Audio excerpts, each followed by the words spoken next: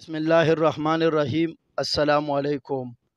د نبی اکرم صلی الله علیه وسلم ټول شپه جړا کې تیرول، ولی تیرول او د چا لپاره تیرول، ان شاء الله په نننی حدیث کې به ویو.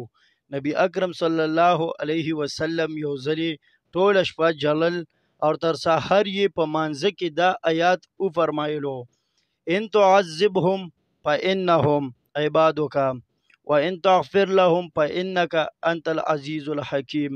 چې دا غي ترجمه دا ده: اے الله کچری ته دوی ته سزا ورکړي نو ستا اختیار دی، چې دوی ستا بندگان دي او ته د دوی مالک یې، او مالک ته حق دی چې بندگانو ته په جرمونو سزا ورکړي، او کچری ته دوی معاف کړي نو هم تا ته اختیار دی.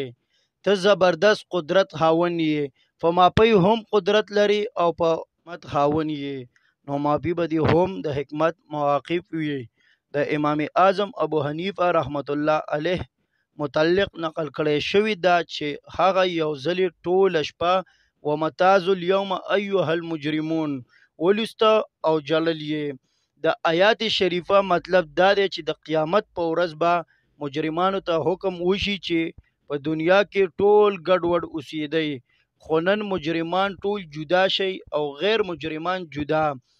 دا حکم چې واوري څومره چې وجللی شي لږه ده، چې نه ده معلومه چې زما شمار به مجرمانو کې وي یا فرمانبردارو کې.